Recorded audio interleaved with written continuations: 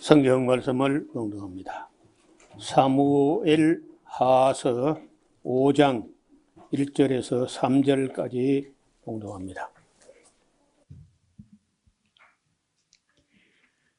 이스라엘 모든 지파가 헤브론에 이르러 다윗에게 나와야 말하여 가로되 보소서 우리는 왕의 고륙이니이다.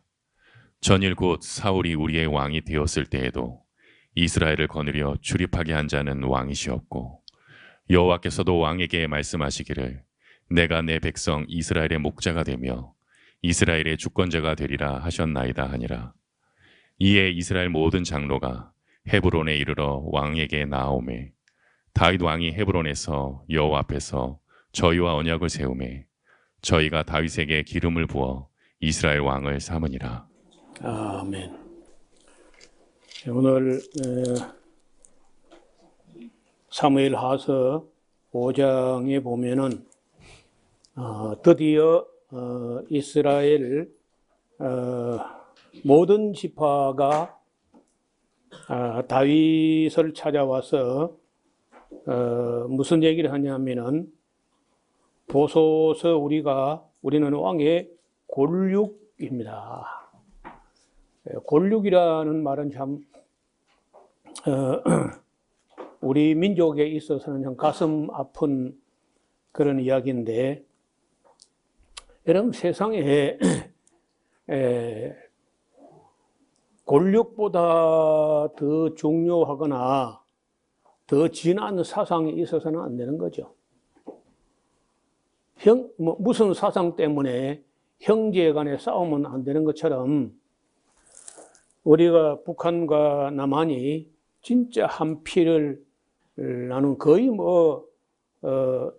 순혈주의까지는 아니라도 그래도 우리 한반도 사람들은 그야말로 단일 민족이라고 할 수 있는 세계 몇 안 되는 그런 나라인데, 이게 별 것도 아닌 사상을 가지고 나누어 가지고 그래서 싸워서 죽이고, 이건 말이 안 되는 거예요. 저는 지금도 우리 남과 북이 갈라지게 된 과정이 그 내부적인 요인도 있고 외부적인 요인도 있고 둘 다 있는데, 어느 한 가지만 있어서도 이 분단이 안 됐을 수 있어요. 예를 들어서 외부에서 자꾸 분단시키려고 해도 우리 내부가 정말 하나 되려고 하는 그런 성숙한 민족 의식을 갖고 있었다면은 이런 비극은 없는 거죠. 그 다음에 내부에서 혹시 약간의 분란이 있다 할지라도 미국이라든지 힘 있는 나라가 처음부터 이걸 통일된 나라로 만들려고 하는 어떤 그런 의지가 좀 있었다면 또 이래 안 되는 거라. 근데 우리는 돌아보면은 참 외부적인 세력에 대해서도 정말 참 좋게 볼 수가 없고, 내부적으로도 이걸 우리가 이해해서는 안 되는 거라. 이게 잘못된 거거든요. 저는 48년도 봄에 김구하고 김규식 박사 두 사람이 그 북한 땅을 가잖아요. 김일성이하고 김두봉을 만나기 위해서 올라가서 사김이 이 김구, 김규식, 김두봉, 김일성 이 사김이 만나가지고 절대로 분단돼서는 안 된다 해서 남한에서는 이제 이승만이 주도하는 남한 단독 정부 출범을 위해서 50선거를 준비하고 막 밀어붙이고 있는데도 그런 막바지까지라도 내가 김구 그 선생의 그 절규를 보면은 38선을 베고 누워서 거기 내 몸이 두동가리가 나도 남북이 분단을 용납할 수 없다. 그렇게까지 통일된 정부를 만들려고 노력을 하는데 그저 성급하게 이승만이 혼자서 단독 정부를 만들어 밀어붙이는데 거기에 이제 함께 한 사람들이 미군정하고 그렇게 한 거거든요. 여운형이나 김구나 김규식이나 이런 사람 절대로 단독 정부 안 된다. 그렇게 했는데 기어이 그저 밀어붙이고 그때 설사 그 대화가 안 될 값이라도 이승만이 그 민족의 미래를 결정하는 결정적인 그 순간에 김구와 같이 올라갔어야 되는 거 아니에요? 북한에? 마지막이라도 김일성하고 김두봉을 한번 꺼내보려고 듣든 말든 간에. 근데 이승만은 아예 올라가지도 않았거든요. 그래서 두고 이승만 욕을 먹는 겁니다. 그동안에 우리는 이승만 찬양하게 급급해가지고 이승만이 뭘 잘못했는지는 전혀 공부를 안 한 거죠. 여러분들이 그 한반도 분단사에 대해서 새로 정밀히 공부를 해봐요. 얼마나 참 졸속하게 한 건지. 여기 보면은 이스라엘 같은 경우에 다윗이 다윗 자신은 유다 한 지파의 왕이거나 이스라엘 왕이 되겠다고 그렇게 경거망노하지 않았거든요. 유다 한 지파의 왕이 된 것도 근데 유다 지파의 장로들이 성급해가지고 그냥 다윗의 머리에 갖다 기름을 붓고 왕을 세워버린 거야. 그때 여러분 들려온 소식이 사울 왕의 시신을 수습에다가 장례식을 지내준 사람이 길랏 야베스 요단강 동편 사람들이 그렇게 했답니다. 이런 소식이 왔을 때 보통 사람 쫄짱 먹었다면 다윗이 만약 쫄짱 먹었다면 뭐가 어쩌고 어째? 예? 길랏 야베스 요단 동편 어디 두고 보자. 이렇게 할 거란 말이에요. 그 다윗이 그렇게 한 게 아니라 바로 사신을 보내가지고 너희가 너희 주 사울 왕의 시신이라도 수습해서 이렇게 장례를 해준 것은 정말 잘한 일이다. 내가 이 선한 일에 대해서 결코 내가 잊지 않겠다. 그래서 은혜와 진리가 너희와 함께 하기를 원하노라. 이렇게 참 잘한 걸 칭찬하는 거예요. 그래서 다윗은 다르다는 겁니다. 그렇게 오래 참고 기다리고 그래 있었더니 드디어 순리적으로 모든 지파의 장로들이 다윗이 있는 헤브론으로 찾아왔어요. 와가지고 우리는 처음부터 왕과 함께 한 조상 야곱의 후손들입니다. 우린 골육입니다. 하고 이제 정말 순리적으로 통일 정부가 이루어지는 거라. 참 역사에 자주 보기 어려운 그런 아름다운 한 장면이죠.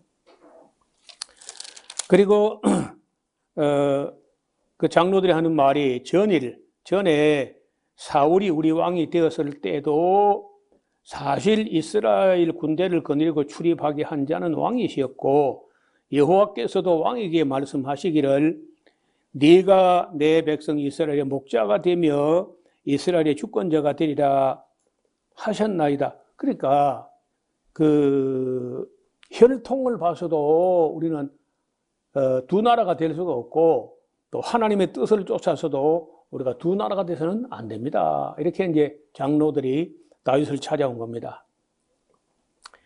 그래서 이에 이스라엘 모든 장로가 그 중요한 거야. 모든 장로가 헤브론에 이르러 왕에게 나오매 다윗 왕이 헤브론에서 여호와 앞에서 저희와 언약을 세우며 저희가 다윗에게 기름을 부어 이스라엘 왕을 삼았다. 그러면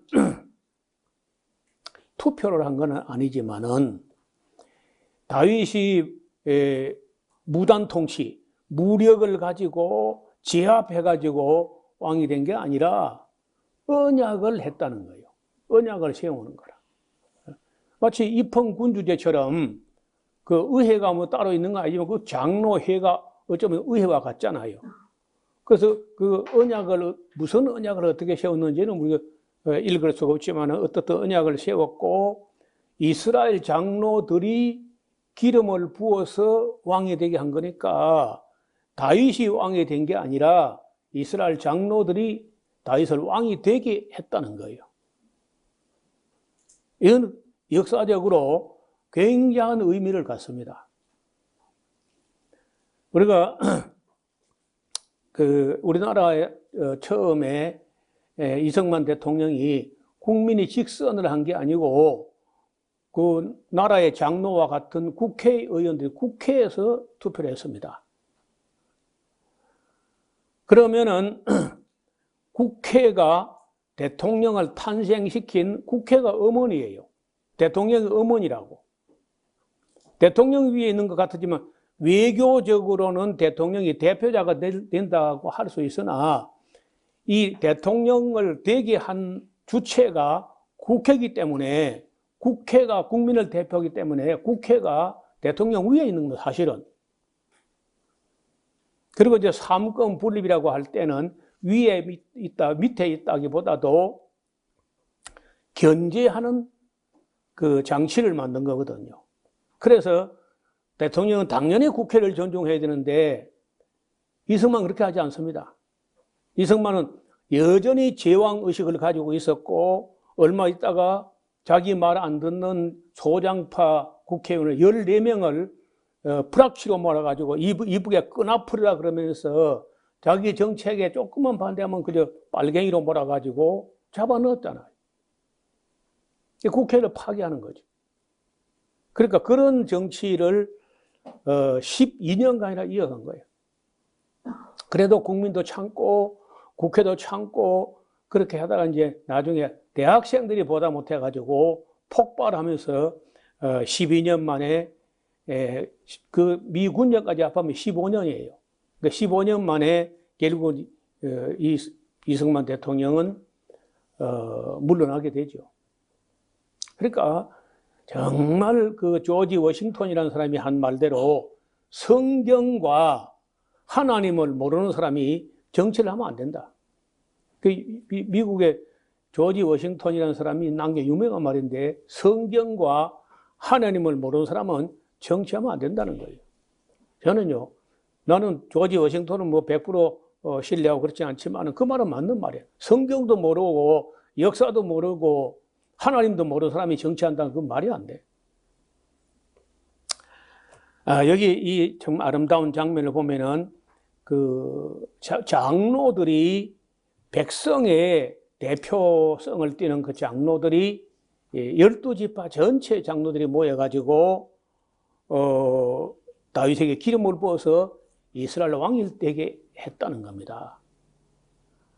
자, 그 다음에 이제 돌아보면은 다윗이 30살에 그 정치에 나가게 되는데 40년, 30살에 위에 나가서 40년을 통치했는데 그 40년 중에 7년 6개월은 헤브론에서 유다 한 지파만의 왕이야. 유다 지파. 그리고 뭐 요즘 말로 하면 도지사야, 도지사. 유다 한 지파만의 왕으로 7년 6개월을 지내고, 그 다음에 이제 이스라엘 전체 왕이 돼가지고 33년을 다스려가지고 총 40년을 통치하게 됩니다. 자, 이제 정식으로 왕이 12지파 통일 왕국의 왕이 딱 되자 그 일의 정책에 있어서 우선순위, 가장 무슨 일부터 먼저 할 것이냐. 정치인은요, 일의 우선순위를 알아야 돼. 먼저 할 일, 뒤에 할 일을 알아야 되는 거야. 그런 면에서 아주 다윗은 대단한 감각을 가진 사람인데, 거기 보면요, 6장에 왕과 그 종자들이 예루살렘으로 가서 그 땅 거민 여부수 사람을 치려고 합니다. 그 사람들이 다윗에게 말하기 가로되, 네까지 다윗이 누구 간데 이리로 오겠느냐? 절대로 이리로 들어오지 못한다. 우리 예루살렘 여부스 족속에 시각장애인하고 절뚝발이 이 하반신 못 쓰는 그런 사람들만 나가서라도 너 다윗 정도는 물리칠 수 있을 것이다 하면서 아주 노골적으로 다윗을 무시합니다. 저희 생각에는 다윗이 감히 여기 들어오지 못한다. 다윗이 예루살렘 못 들어온다는 거야. 다윗이 시온 산성을 빼앗으니 이는 다윗성이었더라. 이 나라 다윗이 이르기를 자 누구든지 여부스를 치러 올라가거든 수구로 올라가서라도 다윗의 마음에 미워하는 절뚝발이하고 소경을 없애라. 그 수구라는 말이 물구멍이라는 말인데 물문, 워터게이트. 근데 수구란 말이 무슨 말이냐면요. 수구가 두 가지가 있는 거라. 상수구가 있고 하수구가 있는데 상수구라고 하는 것은 그때 샘에서 나오니까 그건 말이 안 돼. 그럼 무슨 말이냐? 이 수구는 하수구야. 그러니까 예루살렘을 공략하려거든 하수구 구멍으로 올라가서라도 예루살렘 들어가가지고 그 빌어먹을 소경하고 쩔뚝발이가 얼마나 센지 그런 데부터 잡아 없애라. 화가 머리 끝까지 난 거예요. 다윗이 그 산성에 대하여 다윗성이라 이름하고 밀로에서부터 안으로 성을 둘러싸았습니다. 만군의 하나님 여호와께서 함께 계시니 다윗이 점점 강성하여 가니라. 그래서 이제 두로 왕 히람이 다윗에게 사자를 보내가지고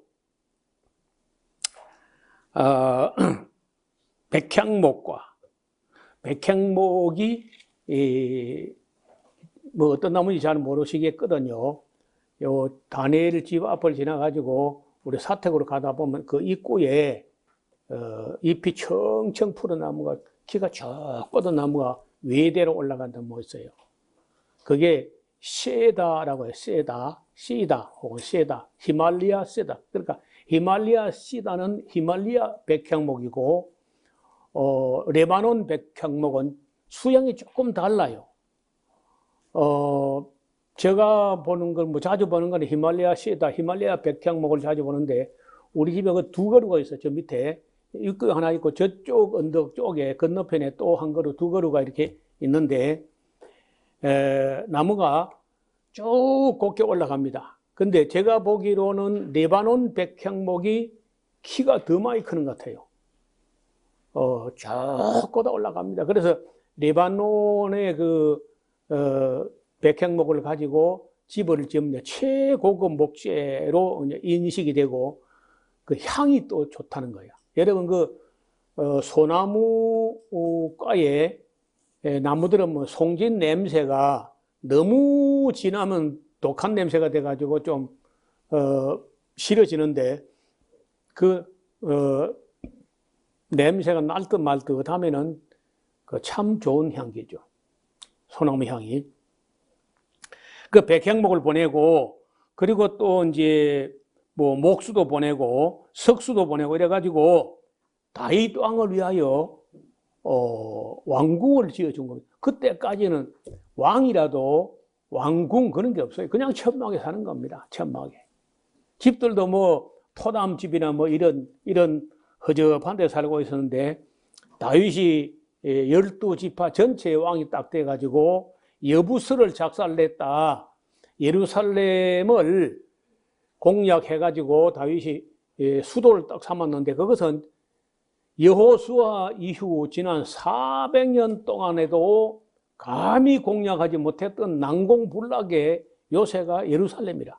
근데 다윗을 보고 그 여부스 사람들이 400년 동안 너희들이 얼마든지 빼앗을 수 있었는데 힘이 없으니까 너가 빼앗지 못한 거 아니냐 하면서 다윗도 그래도 올라오지 못할 줄 알고 소경하고 절뚝발이만 해도 다윗 정도는 물리칠 수 있다. 이렇게 이제 교만 떨다가 다윗에게 끝장 나버렸거든요. 그 소식을 들었더니 이제 레바논 사람들이 다윗을 많이 존경하고 거기가 이제 무역로가 되기도 하고 거기서 무역이 이루어지기도 하고 해서 다윗하고 좋은 관계를 맺는 게 좋겠다. 이래 생각했던지 레바논에서 아예 다윗 왕의 궁궐을 턱 지어주는 그런 참 있을 수 없는 일인데 대단한 일을 한 거예요. 그런데 이제 다윗이 모처럼 여태까지 뭐 맨 천막이나 이런 뭐 그 움막이나 그렇지 않으면 무슨 토담집이나 이런 정도 살다가 백향목으로 지은 집에 또 이렇게 뭐 왕이니까 뭐 왕의 보좌라 할까 어떤 그런 것들 앉아 떡 생각해 보니까 양심에 찔린다는 거야. 나는 백향목 궁전에 거하거늘 여호와의 법궤가 아직도 그 염소털로 짠 천막, 이런 천막 가운데 있도다. 그 마음이 아파지는 거야.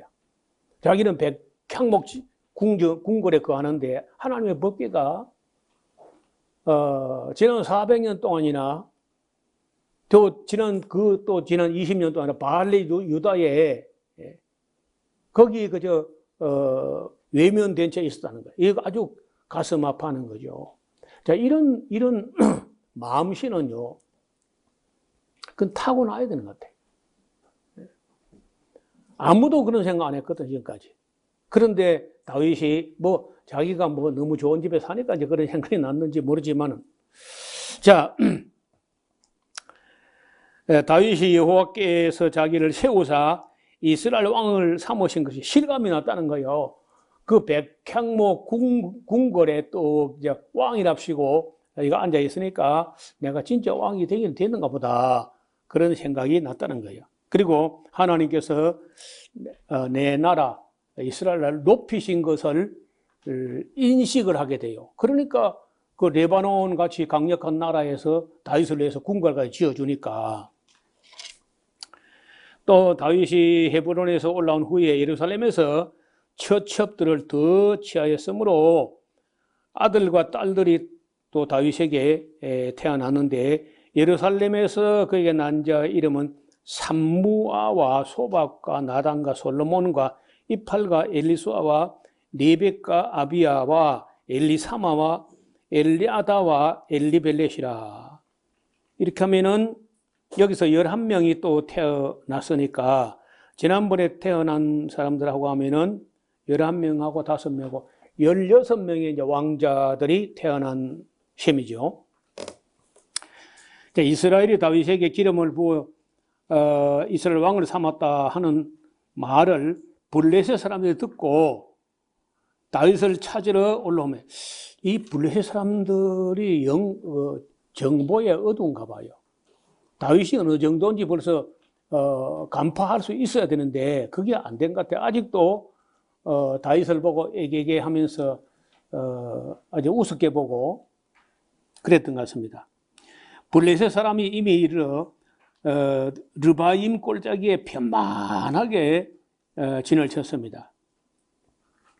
다윗이 여호와께 물어가로되 내가 블레셋 사람에게 올라가리까 여호와께서 저희를 내 손에 붙이시겠나이까. 여호와께서 다윗에게 말씀하시되 올라가라 내가 단정코 블레셋 사람을 네 손에 붙이리라 하신지라.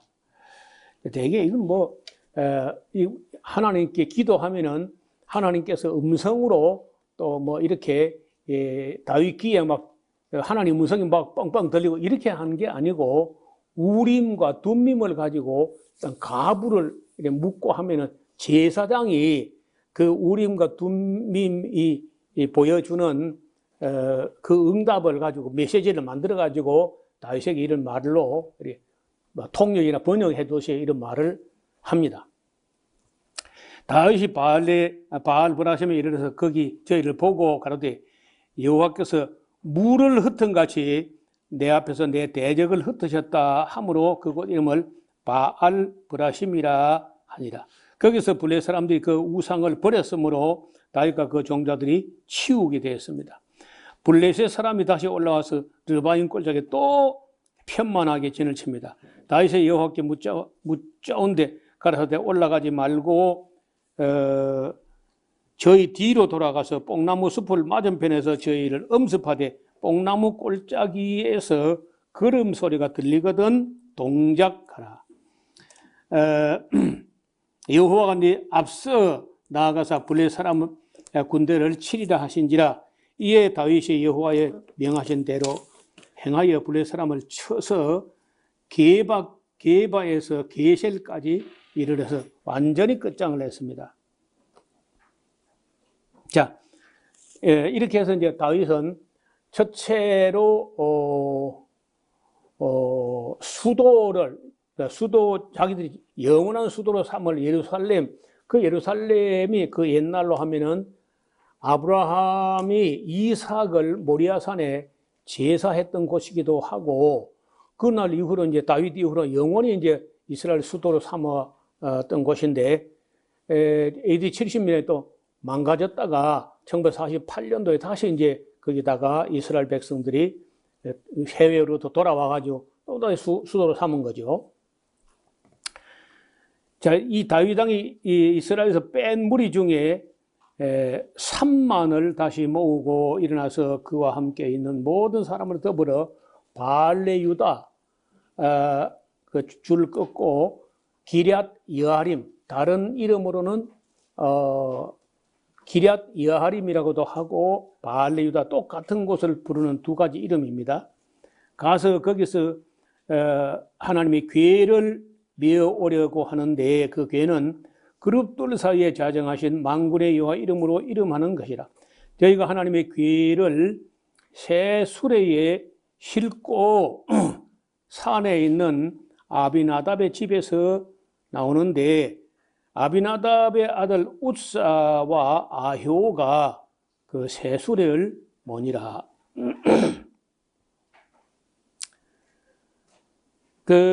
저희가 산에 있는 아비나답 집에서 하나님의 궤를 싣고 나올 때에 아효는 궤 앞에서 행하고 다윗과 이스라엘 온 족속이 잣나무로 만든 여러 가지 악기와 수금과 비파와 소고와 양금과 지금으로 여호와 앞에서 주악을 울리고 그렇게 합니다. 뭐 그 주악을 울리고 하는 거 좋은데, 다윗도 그렇고 그 당시 레위인들도 뭐 있었지만은 그 하나님의 그 법도를 세밀하게 모르는 것 같아요. 그 여호와의 법궤는 그렇게 수레에 싣고 다니는 게 아니고, 그 아론의 자손들 제사장들이 어깨에 메고 오도록 되어 있는 거예요. 그런 것도 모르고 뭐 자기들 딴에는 잘한답시고 새 차 뽑아가지고 현대 거 아니면 벤츠 뽑아가지고 막 이래가 리무진에 싣고 온답시고 막 이렇게 그 잘한 줄 알고 한 거야. 그런데 그 싣고 나올 때 소들이 껑충껑충 뛰면서, 소들이 이건 아니라는 거, 이래 하는 거 아니다. 소는 아는데 다윗은 몰라. 그러니까 소들이 막 뛰니까 법궤가 막 수레에 떨어질까 해가지고 이렇게 붙잡나고 이렇게 붙잡으니까 그때 그 웃사가 죽었다는 거야. 그래서 다윗은 그것도 모르고, 아니 법궤가 떨어질 것 같아서 웃사가 그걸 붙들려고 잡았는데 왜 하나님께서 웃사를 충돌하시나? 그래서 그 땅 이름을 베레스 웃사라고, 땅 이름을 왜 하나님이 그 웃사를 충돌하셨는가? 그래서 다윗이 너무 겁나가지고 사람이 그 법궤를 만졌다고 죽어버리는 그냥. 그래, 그날 이제 법궤를 메어오지 못하고 거기 오벳 에돔이라는 사람 집에다가 법궤를 놔두고 왔어. 다윗도 참 웃기는 사람이라. 자기는 두려워서 못 가져면서 오벳 에돔 어쩌라고 그러면. 그래서 집에 와서 왜 우사가 죽었느냐, 이제 이 학자들끼리 막 연구를 하고 토론을 하고, 변론을 하고 막 연구를 하고 보니까 이게 그 술에 실린 게 아니라는 거야. 어깨에 매도록 율법에 보니까 제사장들의 어깨에 매도록 되어 있다는 거야. 그 다윗이 이제 그때서 우리가 열심 많은 좋은 세차 뽑는 거 새술에 이런 게 중요한 게 아니고 하나님의 법도를 자세히 살펴가지고 그 기록된 대로 해야 돼. 주악을 울리고 음악을 성대하게 하고 주악을 울리고 막 악기를 만들고 이런 게 중요한 게 아니라는 거예요. 가장 중요한 기본을 지켜야 되는데 그걸 놓쳤다는 거예요. 이런 것들이 다윗 일생 일대에 큰 교훈이 되고 또 어쩌면은요 실수하면서 배우고 또 실수하면서 배우고 그런 겁니다, 사람이. 여러분요 아무런 실수 없이 배울 수는 없어요. 그럼 배울 필요가 없죠.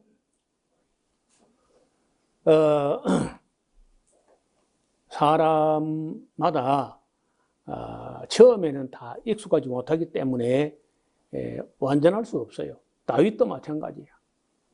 그래서 그때부터 아마 다윗이 좀 더 조심했지 않겠는가 이렇게 봅니다. 거기 6절에 보면 저희가 나곤의 타작마당에 이르렀을 때 소들이 띠므로 우사가 손을 들어 하나님께 이를 붙들었더니 여호와 하나님이 우사의 잘못함을 인하여 진노하사 저를 그곳에서 치시니 저가 거기 하나님의 계획에 죽으니라. 여호와께서 우사를 충돌 하심으로 다윗이 분하여 그것을 베레스 우사라고 칭하니 그 이름이 오늘까지 있었다는 거예요. 다윗이 그런데 여호와를 두려워하여 그러되 여호와의 계가 어찌 내게 오리요 하고 겁나서 여호와에게로 옮겨 다윗성 자기에게로 가기를 즐겨 아니하고 치우쳐 가드 사람 오벳 에돔의 집에 메어 간지라. 여호와의 괴가 가드 사람 오벳 에돔 집에 석 달을 거기 있었는데 그 석 달 동안에 다윗은 다시 예루살렘 와가지고 많이 돌아보고 연구하고 살펴서 뭐가 잘못됐는지 그걸 알게 된 겁니다.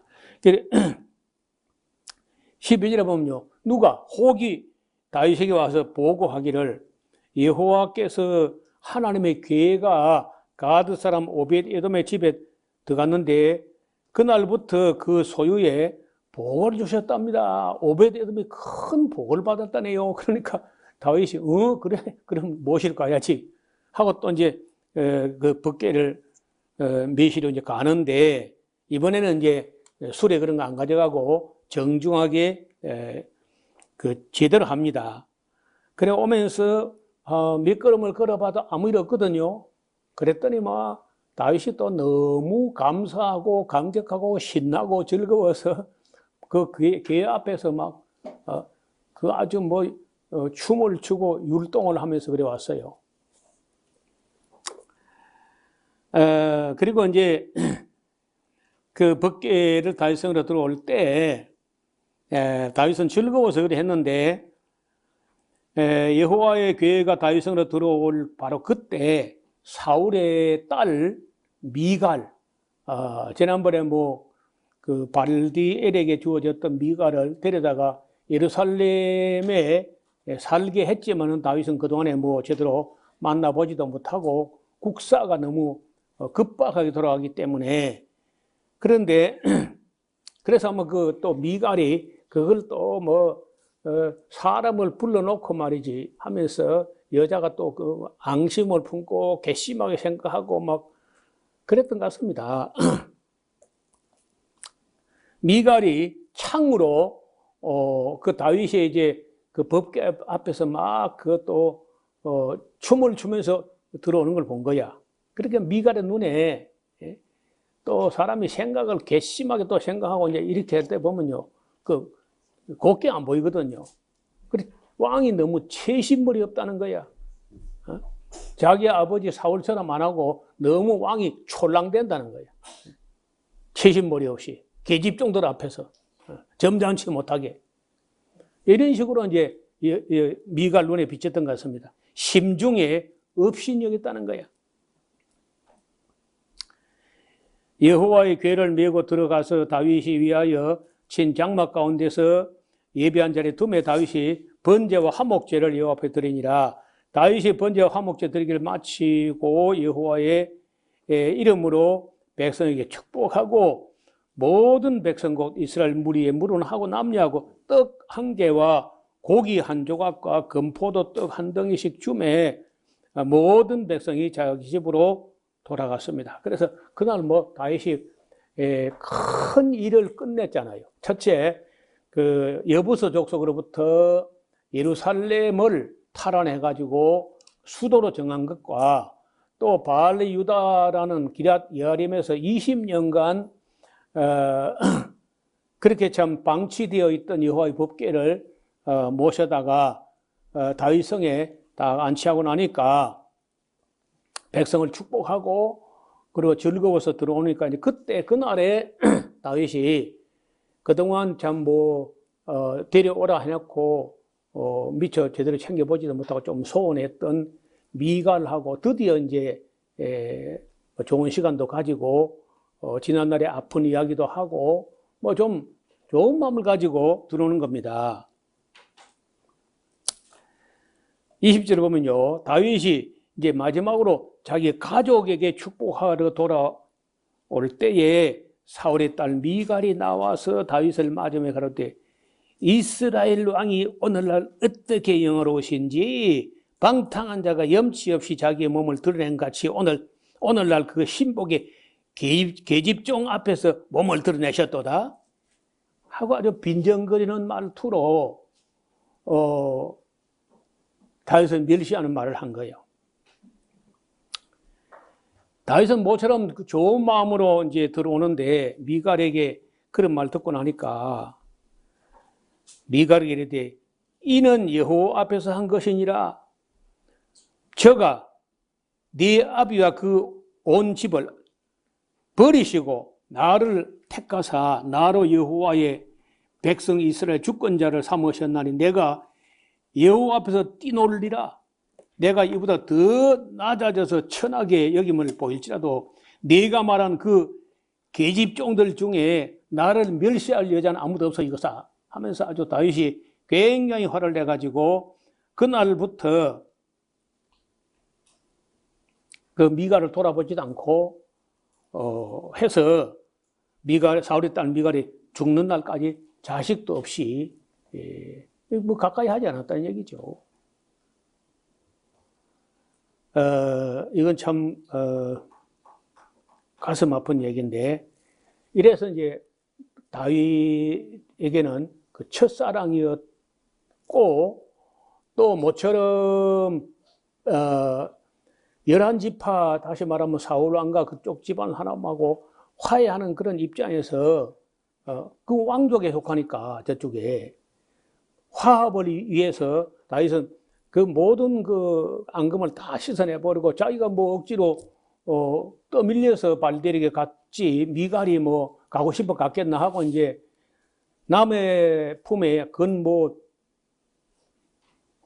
7년? 7년 그 이상이죠. 근 10년 가까이 남의 품에 있던 여자를 그래도 첫사랑이고 자기는 챙겨 화해하려고 했는데 여자가 그런 식으로 나오니까 그때부터 다윗 자존심이 있는 대로 상해가지고 다시는 미갈을 찾지도 않은 거예요. 그리고 자식도 없이 그러면 이제 불행한 거죠. 여러분 이 사건 다시 말하면 그 사울 왕의 둘째 딸 미갈 다윗의 첫사랑이었던 그리고 우리나라 말로 하면요 기민머리 마저 풀었던 조광지처인 거예요. 그게 그런 사람하고 관계가 깨어지면서 대부분 그 앞에 여자들은 정략적으로 결혼한 어떤 그런 여자들이거든요. 다윗보다 나이가 다 많고 이런 그러니까 다윗도 어쩌면은 여자들이 여럿이었지만은 그 애정 문제는 그렇게 편안하지 않았다는 거예요. 그래서 특히 권력자가 애정 문제로 말미암아 갈등을 겪게 되면은 대부분 불행을 초래하고 그 결론은 비극으로 끝납니다. 그래서 여기 우리가 이 미갈의 행위, 미갈에게 일말의 책임이 있다는 거예요. 다윗의 외도라든지 우리아의 아내 바세바 사건이 곧 이어 터지는데 여기에 미갈의 책임도 일정 분량 있다고 볼 수 있어요. 대한민국의 남자들의 70%가 퇴근하고 집에 가기 싫다는 거예요. 집에 가면 여우가 앉아있다는 거예요. 꼬리가 9개 달려가지고. 그러니까 뭐 여자들이 너무 남자들을 멸시하거나 특히 현대인들 더한 것 같아요. 세계에서 아시아에서는 당연히 이혼율 1위입니다. 1위. 한국이 이혼율이 1위인 거예요. 그래서 이혼이 이제는 예사롭거나 그런 이상하거나 이런 게 아니고 지금 뭐 그냥 예사가 돼. 지금 이혼한 게 뭐 부끄러워 이런 것도 없어져 버렸어요. 아시아의 1위가 됐다니까. 거기에 놀랍게도 원인이 성격 차이라는 게 제일 많을 것 같은데 사실은 아니라는 거예요. 이혼 사유서를 쓰는데 제일 쓰기 쉬운 그 항목이 성격 차이라고 다른 거 쓰기 싫으니까 그걸 쓴 거예요. 그냥 체크만 거기 한 거예요.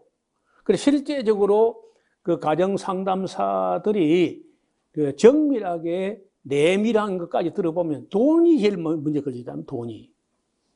돈 문제가 첫째고 외도가 두 번째고 세 번째가 관계라는 거예요. 시누이가 어떻고 뭐 시어머니가 어떻고 뭐 어쩌고 저쩌고 뭐 이렇게 관계. 그러니까 돈이 이혼 사유에 돈이 제일 원인이 된다는 거예요. 두 번째가 외도를 한다는 거죠. 남자는 여자 쪽에서 외도를 했다. 세 번째가 그 주변 관계하고 막 너무 힘들다 이렇게 한다는데 그러니까 성격 차이라는 거는 이봐요. 물어봅시다. 부부 사이에 성격 차이 없는 사람 손 들어봐요. 그러니까 성격 차이는 이혼 사유가 안 돼. 그거는 그 서류를 쓰는데 이혼 서류를 쓰는데 거기다가 제일 딴 거는 참 쓰기가 민망하고 솔직하게 하기가 그래서 제일 그냥 편안하게 쓰기 쉬운 게 성격 차이 이렇게 하는 것뿐이에요. 실제로 가정상담사 이야기로는 아니라는 겁니다. 성격 차이가 아니야. 그래서 우리가 특히 말을 조심해야 돼. 미갈을 만나가지고 우리가 배울 게 하나 있는데 말보다 더 일찍 조심할 게 생각을 조심해야 돼. 이거요. 생각은 내가 하는 것 같은데 물론 내가 하지. 생각을 내가 하지. 그런데 내가 생각할 때 그 생각의 오리지널 소스를 어디서 가져오는 거냐? 내 눈에 보인 것, 내 귀에 들린 것, 내 마음에 떠오르는 것, 이것까지라도 내 마음에 떠오르는데 그 내 마음의 생각의 종자, 생각의 씨앗을 누가 뿌린다는 거예요? 마귀가 뿌릴 수가 있어요. 그래서 물론 지킬 만한 것보다 자기 마음을 지켜야 되고 생각을 조심해야 되고 그러니까 말하는 것, 말을 조심하기 그 전에 생각부터 조심해야 돼. 내 마음 속에 생각의 씨앗을 누가 뿌렸는지까지도 살펴서 귀 조심을 해야 돼. 그럼 많이 다시 생각해보고 돌려 생각해보고 입장을 바꿔 생각해보고 또 조금 더 보류했다가 다시 생각해보고 이렇게 생각을 조심하고 말을 조심하고 이렇게 하다 보면은 어지간하면 이혼 그런 거 안 되게 되는데 뭐 그래도 꼭 뭐 어느 한쪽에 치명적인 문제가 있다면 뭐 이혼 사유가 되긴 하지만은 하여간 이 미갈의 이야기를 우리가 놓쳐서는 안 된다는 극히 상가해요. 제가 목회자가 되면은 그 부부 관계가 안 좋아져 가지고 그 이혼을 해야 될 것인가 말아야 될 것인가 이런 가지고 찾아오는 사례가 들어있고 편지로 전화로 요즘 제가 뭐 방송에 안 나가니까 그런 상담이 많지 않은데 처음에 제가 라디오 방송, 극동 방송, 전국 방송 나가고 할 때는 가정 문제 상담, 뭐 목회자 성추행 문제 상담 막 이런 것들이 뭐 전화로 뭐 줄을 잇는 거예요. 이만큼 우리 이 한국 사회가 문란하고 위험하구나 하고 염려했던 때가 있었는데 오늘 와서 이제 보니까 세계의 이혼율 3위가 한국이고 아시아에서 단연 1위가 됐다는 거예요. 세계에서 가장 이혼 안 할 것 같은 민족이 6.25 문화권이라든지 가부장제 때문에 이혼이 가장 안 할 것으로 생각했던 한국이 세계 3위가 되고 아시아 1위가 됐다는 거예요. 이런 걸 볼 때 우리가 특히 여성들이 말을 잘하거든, 남자보다. 여자 뭐 5마디 할 때 남자는 한마디 대답을 잘 못해요. 버벅거리다 끝나버려. 여자들이 자기 말 잘한다고 해가지고 할 말 다 해버리고 나면요. 그럼 남는 게 없잖아요. 그럼 이혼으로 가는 거예요. 굉장히 위험하다는 거예요. 다윗처럼 미갈처럼 되지 않도록 그러니까 극히 삼가고 말 이전에 생각하는 것도 조심해요. 그래서 우리가 기도가 필요한 거예요. 생각을 조심하기 위해서. 내 마음에 떨어지는 생각의 씨앗, 오리지널 소스가 어디로 말미암으며 내 스스로 생각한 것인지 하나님이 주신 생각인지 마귀가 벨리알이 불화살을 내 마음에 쏘아 넣은 것인지 이런 걸 깊이 성찰하는 그런 생각을 조심하는 저는 이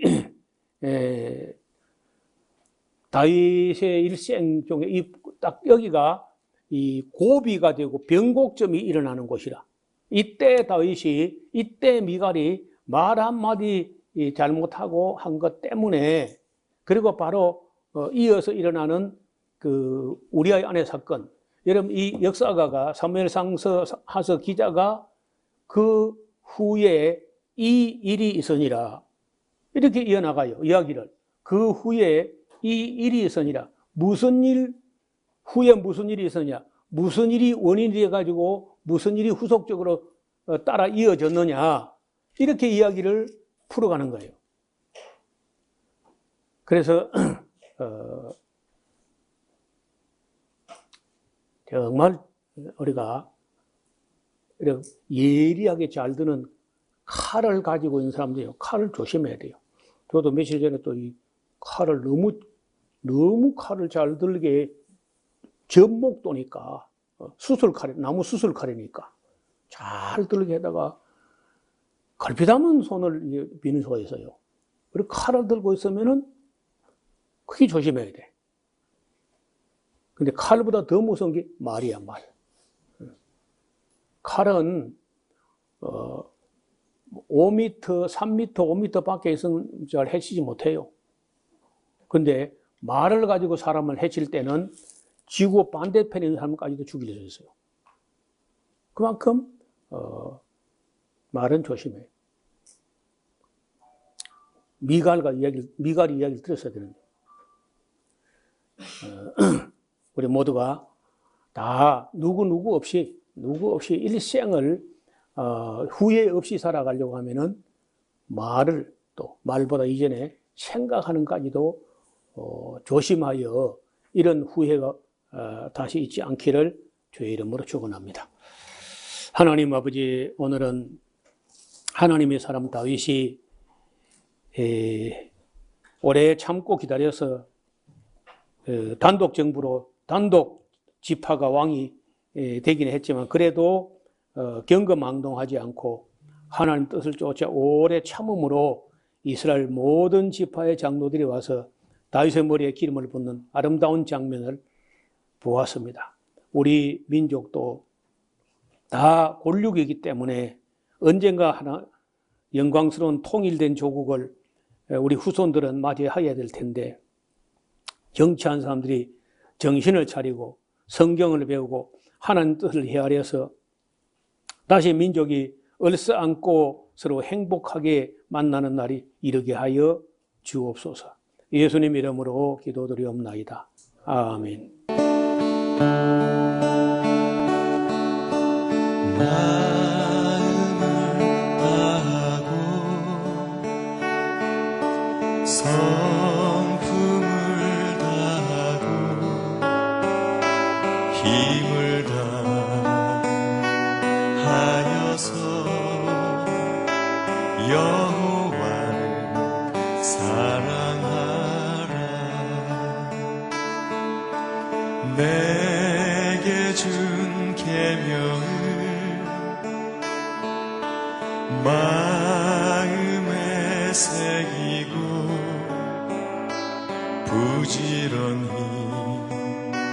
부지런히 이웃에게 전하여라.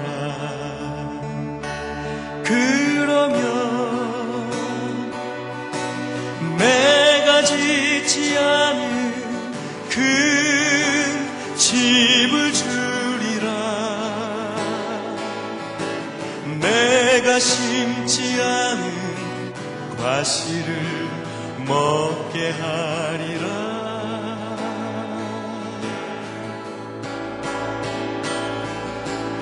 그러나 한 가지 잊지는 말아라.